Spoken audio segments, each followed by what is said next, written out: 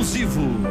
Voltamos a falar do caso Elisamar. Foram 15 dias de investigação, 10 corpos encontrados e identificados, 5 presos e um menor apreendido.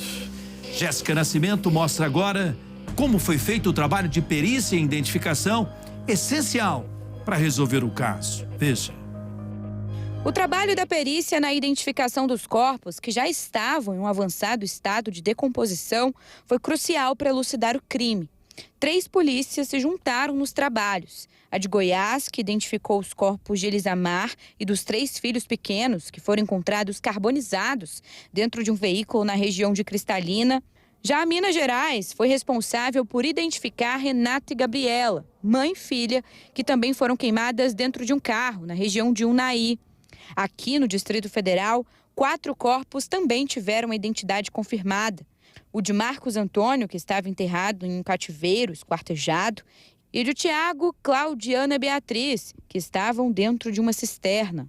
O resultado na identificação dos corpos aqui no Distrito Federal saiu em menos de 24 horas. E o segredo de tanta agilidade e precisão é a integração de 4 institutos que fazem parte do Departamento de Polícia Técnica aqui do Distrito Federal. Nós temos o IML, um Instituto de Pesquisa de DNA Forense, um Instituto de Identificação e um Instituto de Criminalística. O trabalho dos 4 institutos começa no local do crime, na chácara da família, na região do Itapuã, no cativeiro e na cisterna, em Planaltina. Os peritos recolheram todos os vestígios possíveis, corpos, fluidos, fragmentos. Depois, tudo é levado para o Instituto Médico Legal. O Christopher é chefe da seção de Antropologia Forense da Polícia Civil. Por aqui, os profissionais são capazes de saber quem morreu primeiro e as circunstâncias do óbito. Em 2 dias, os médicos legistas responderam a todas as questões referentes aos assassinatos das 4 vítimas da chacina. A primeira coisa que nós fazemos quando chega aqui um cadáver é identificar o perfil biológico da pessoa. Então, com base, por exemplo, nos ossos longos, a gente consegue ter uma estimativa da estatura dessa pessoa, do sexo. Como todos os corpos estavam em um avançado estado de decomposição, o Instituto de Pesquisa de DNA Forense foi crucial para elucidar esse caso. Tudo aconteceu aqui praticamente nesse laboratório central de vestígios. E justamente uma das maiores dificuldades foi na identificação do corpo de Marcos Antônio, porque ele foi encontrado esquartejado. O corpo, infelizmente, estava dividido em pelo menos 8 partes. E o trabalho aqui do Instituto foi justamente informar se todas as partes eram da mesma pessoa e, principalmente, quem era essa pessoa.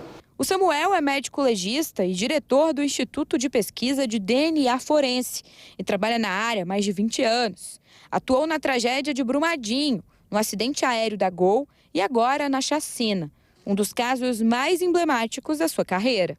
Nós conseguimos coletar amostras dessas 8 partes que eram viáveis para exames de DNA. E por meio de tecnologia desenvolvida aqui no DF, conseguimos realizar exames de DNA com essas amostras em avançado estado de decomposição e em menos de 24 horas tínhamos já o perfil genético dessas 8 partes. Após confirmar que todas as partes eram da mesma pessoa, a próxima etapa foi a identificação. Para isso, Samuel explica que o DNA da mãe de Marcos também foi coletado e as informações cruzadas. Com a confirmação de que o corpo era de Marcos, o material biológico também foi para Belo Horizonte. Foi por conta do DNA de Marcos que os corpos de Gabriela e Renata também foram identificados. Como o corpo do patriarca da família estava em um estado avançado de decomposição, a análise de impressões digitais também ficou comprometida. Mas no Instituto de Identificação, os papiloscopistas conseguiram confirmar essa informação. Renata é chefe do laboratório de exames em cadáveres especiais e conta que da mão encontrada de Marcos Antônio restou apenas o polegar direito da vítima. mas com um tratamento adequado. A identificação foi feita em 1 hora e 30 minutos. Os autores do crime usaram uma substância para ajudar a decompor com mais facilidade o cadáver e dentro do laboratório a gente conseguiu neutralizar essa substância, fazer um tratamento específico para aquele cadáver em decomposição para poder fazer um registro satisfatório das impressões digitais do cadáver. Após o tratamento adequado, as impressões digitais ficaram mais visíveis. A de Tiago, por exemplo, foram identificadas em apenas 15 minutos. Cláudia em meia hora e Ana Beatriz, 24 horas. O trabalho dos papiloscopistas também ajudaram a polícia a não só identificar as vítimas, mas como também os envolvidos. Uma perícia feita na casa, que foi utilizada como cativeiro, encontrou impressões digitais de Carlomando Santos, de 26 anos, responsável por simular os assaltos na chácara de Marcos e na casa de Cláudia, para sequestrar os familiares. Especificamente do Carlomando, a gente teve um vestígio de local que foi trazido para cá, que foi uma palmar, e como a gente não tinha o nome dele, a gente teve que lançar no sistema. E o sistema trouxe essa palmar para a gente e a gente conseguiu dar esse positivo. A coleta de qualquer vestígio em local de crime também é crucial na elucidação de um caso. Peritos criminais do Instituto de Criminalística encontraram no cativeiro cordas, fios de cabelo, além de 8 celulares. A Polícia Civil utilizou várias tecnologias para elucidar essa chacina. E uma dessas tecnologias é o luminol, né, Luiz? Porque vocês jogam uma superfície, esse líquido. Se a pessoa, o criminoso, tiver lavado, aí mesmo assim não muda, né? Porque vocês jogam o luminol e encontram esse sangue mesmo assim. Exatamente. A gente usa esse exame para detectar se um ambiente foi limpo na tentativa de esconder um crime que aconteceu.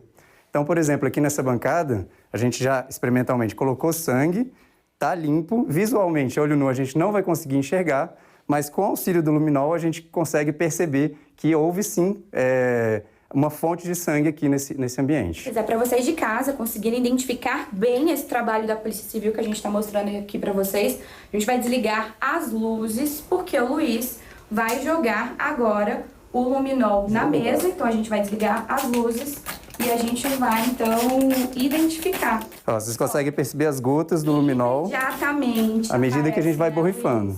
Meu Deus. Aqui uma mancha muito maior de arrastamento, então aqui a gente simulou um gotejamento e um arrastamento aqui. O trabalho árduo da Polícia Civil, somado com a tecnologia de ponta, fez com que esse crime macabro, cheio de detalhes, dores, pessoas, crianças, fosse elucidado com uma rapidez surpreendente, trazendo pelo menos um pouco de conforto aos familiares que ficaram.